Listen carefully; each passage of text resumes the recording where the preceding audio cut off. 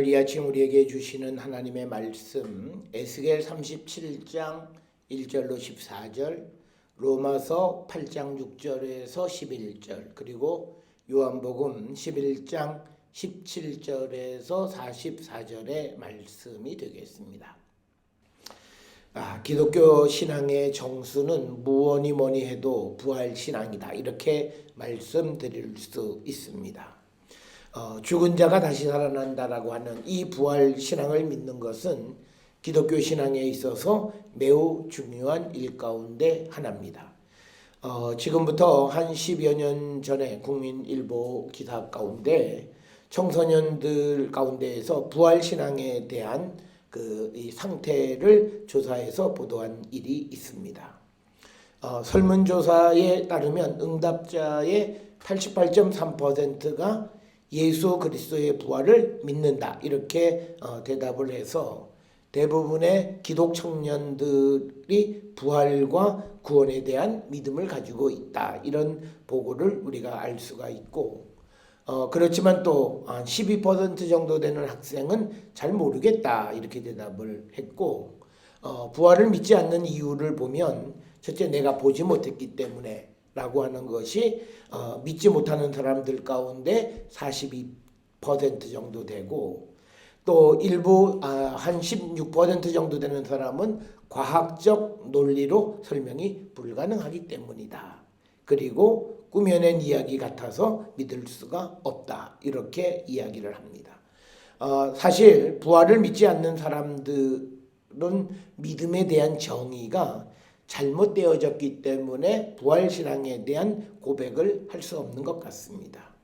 신앙은 우리가 과학적 논리로 설명하는 것 아니고 내가 본 것을 믿는 것이 아니다라고 하는 것. 그것은 우리가 잘 아는 히브리서 11장 1절 2절의 말씀을 통해서 믿음이라고 하는 것, 보지 못한 것을 믿는 것.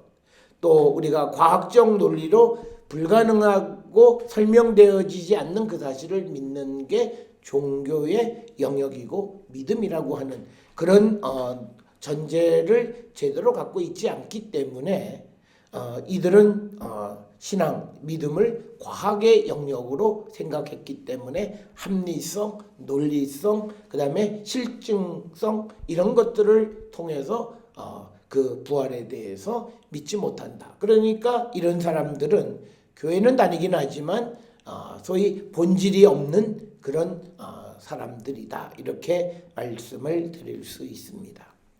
오늘 우리가 살아가는 이 세상의 부활신앙은 현대를 살아가는 우리들에게 우리의 삶의 회복과 아주 밀접한 관련이 있고, 더 나아가서는 우리의 삶이 더 나아지는 삶을 살아가는 것과 부활신앙은 매우 밀접한 관련이 있습니다.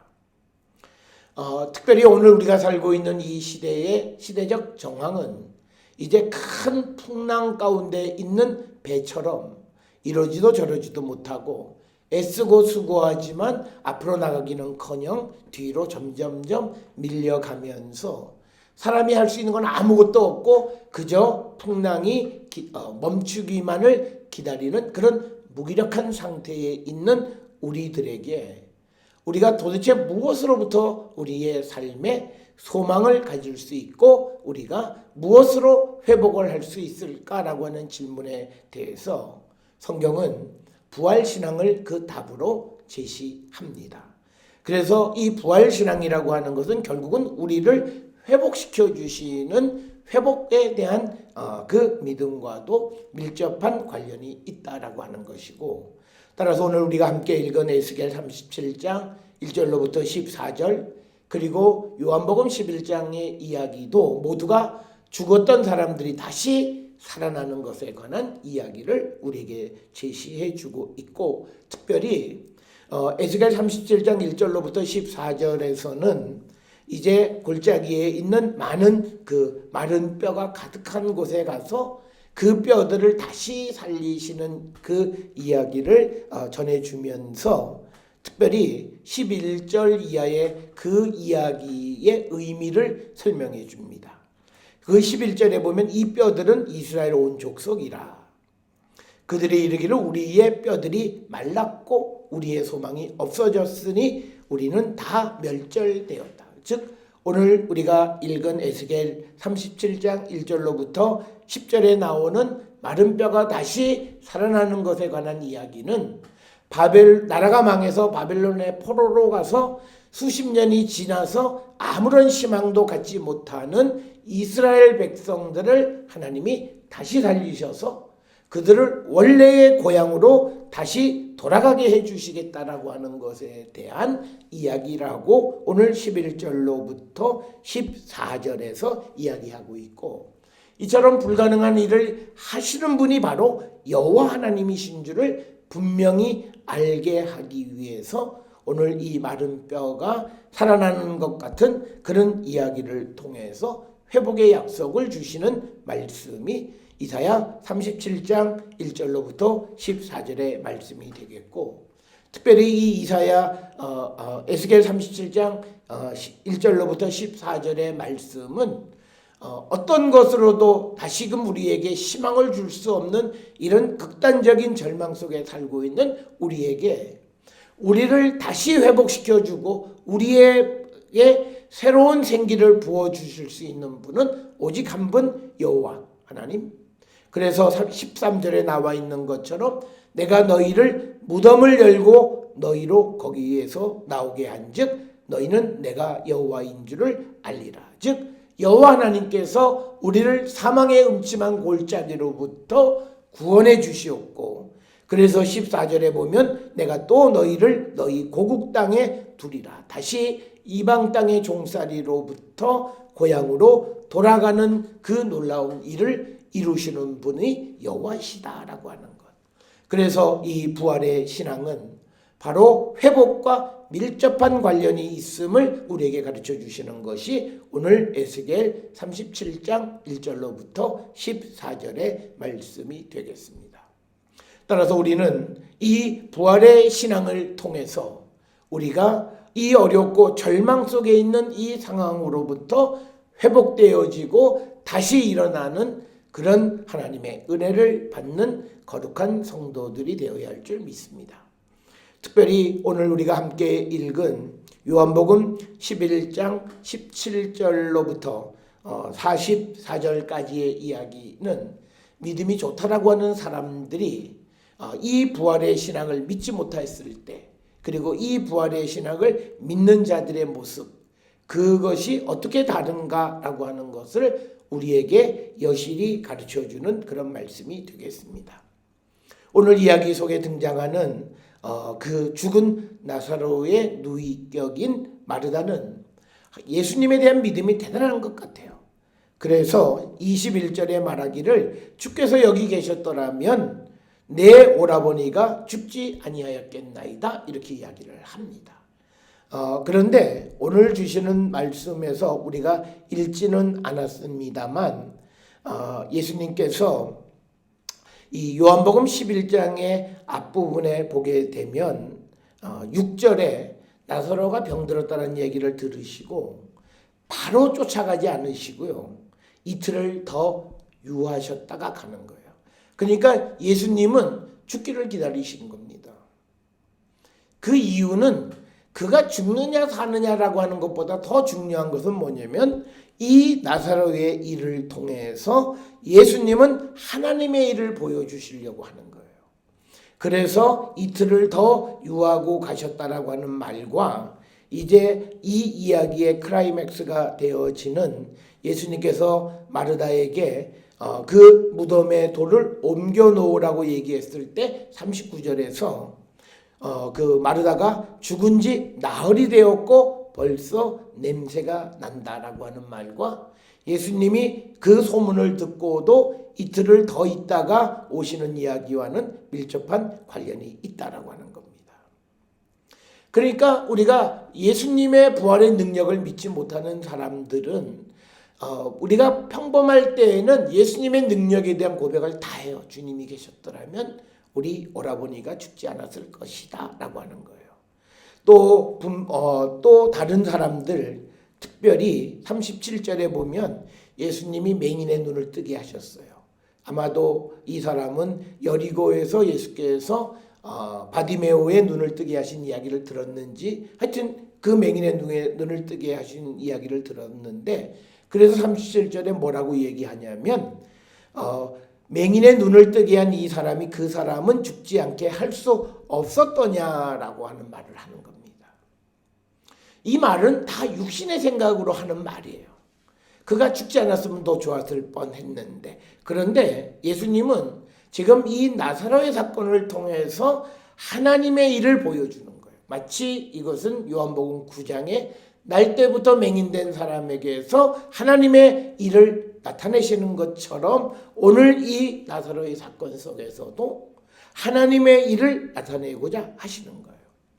그런데 그 하나님의 일을 알지 못하는 사람들은 이제 이런저런 말로 예수님에 대해서 비아냥거리기도 하고 예수님에 대한 믿음이 있는 것 같지만 믿음이 없는 이의 모습을 보여주고 있다라고 하는 거예요.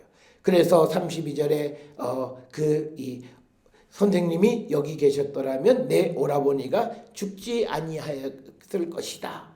이런 말을 하게 되고 또 앞에서 우리가 보았던 것처럼 맹인의 눈을 뜨게 한 이가 어떻게 그 사람을 죽지 않게는 하지 못했느냐라고 하는 그런 말을 하게 된다라고 하는 겁니다.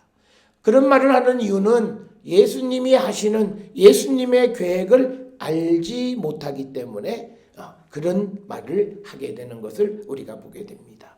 그래서 예수님이 이제 마르다와 함께 이 나사로의 무덤으로 가셔서 41절에 돌을 옮겨 놓으라고 말합니다. 그랬더니 이 마르다가 주여 39절에 죽은 지 나흘이 되었음에 벌써 냄새가 나나이다. 이 말 속에서는 더 이상 이 내 오라비가 다시 살아날 수 있는 가능성이 없다. 이미 시체가 썩어가고 있다라고 하는 거예요. 그랬을 때 예수께서 이르시되 내가 말하기를 네가 믿으면 하나님의 영광을 보리라 하지 아니하였느냐. 그러니까 예수님은 수없이 많은 이적을 행하실 때 많은 사람들에게 물음을 던지세요. 내가 믿느냐? 오늘 주시는 말씀에서도 내가 전에 너에게 말했지 않냐. 내가 믿으면 하나님의 영광을 보리라. 그런데 믿지 못하면 영광을 보지 못한다라는 말씀입니다. 특별히 오늘 주시는 본문의 말씀에서 죽은 나사로를 살리는 능력이 있으신 예수님, 그리고 예수님이 나사로를 찾아오실 때 이미 예수님의 마음속에서는 하나님의 일을 하실 계획을 가지셨기 때문에 정말 사랑하는 마리아, 마르다, 나사로의 그런 아픈 이야기가 있었음에도 예수님은 이틀을 더 지체하시는 거예요.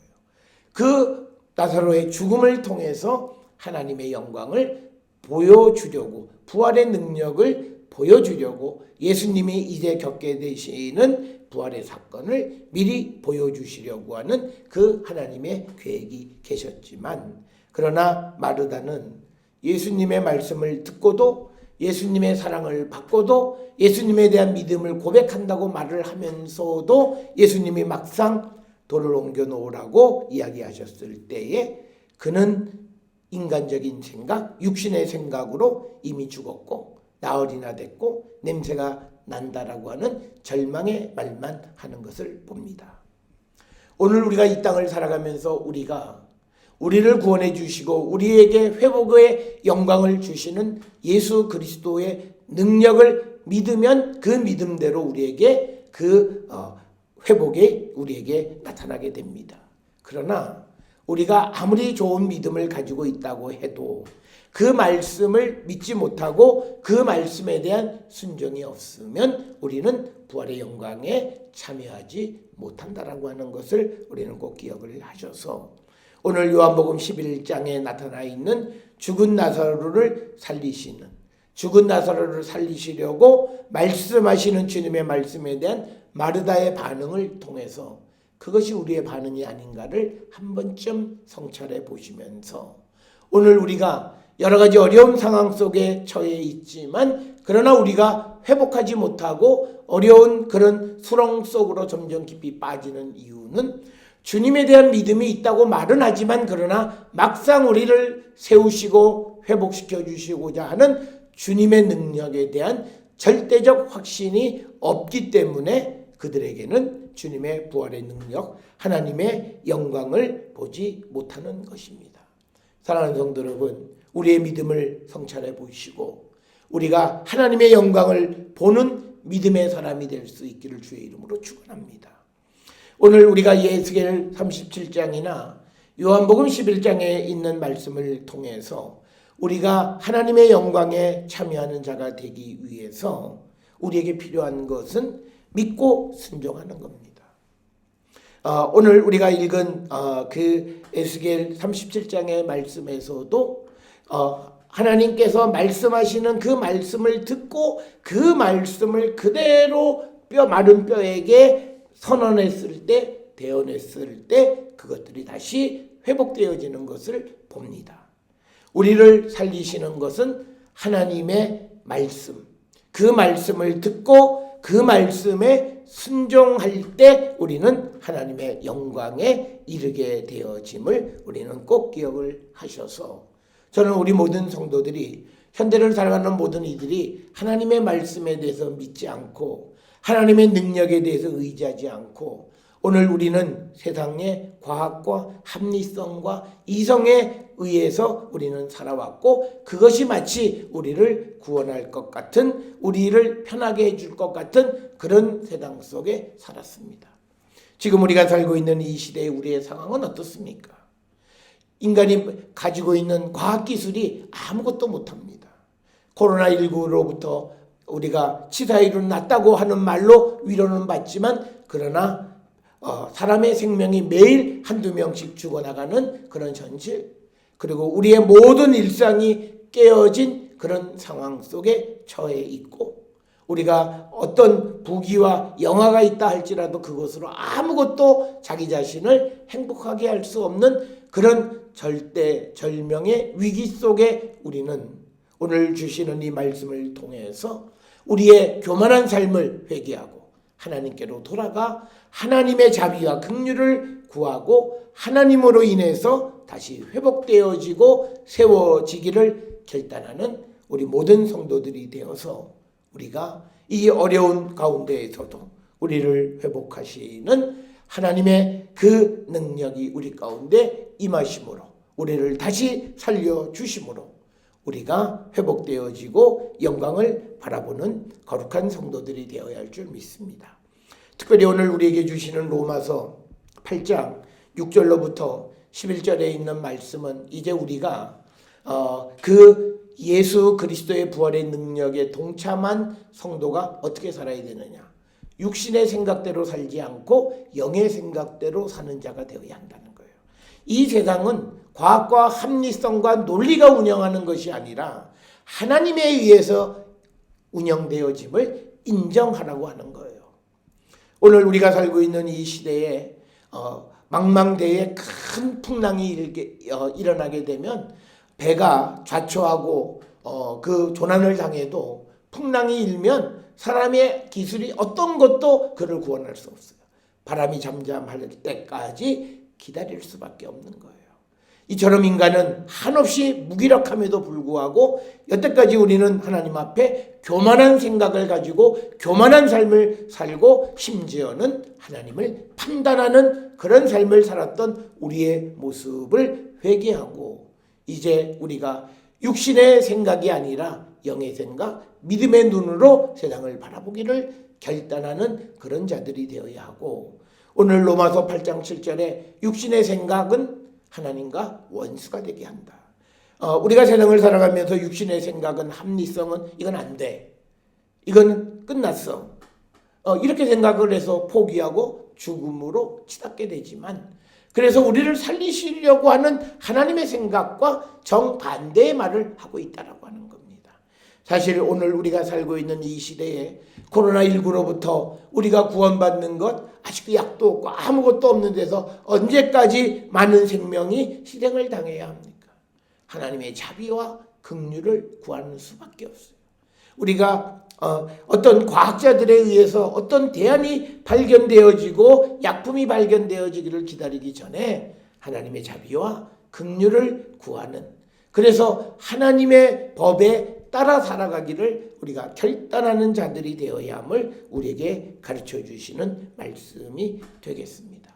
따라서 우리는 이제는 우리의 합리성으로만 세상을 살아가는 것이 아니라 하나님의 계획과 하나님의 생각으로 세상이 움직여지고 있음을 기억하면서 이 땅을 살아가는 모든 이들이 좀 더 겸손하게 세상을 살아가기를 결단하는 것이 바로 주님의 부활의 은총을 입은 성도의 모습이 아닌가를 우리가 한 번쯤 돌아보셔야 되고, 앞에서도 말씀을 드렸듯이 우리가 주님의 부활의 은혜를 입은 사람들은 이제 하나님의 말씀을 듣는 자가 되어야 합니다. 하나님의 말씀을 판단하고 하나님의 말씀이 옳다 그르다 말하고 이 말씀은 된다 저 말씀은 안 된다라고 하는 인간의 교만함을 버리고 하나님의 말씀에 전적으로 따르기를 결단하는 그런 성도들이 되어야 우리는 하나님의 이 부활의 은총으로 부활의 믿음으로 우리를 회복시켜 주시고, 그래서 우리가 하나님의 영광에 이르는 거룩한 성도가 될 수 있음을 오늘 우리에게 가르쳐 주십니다.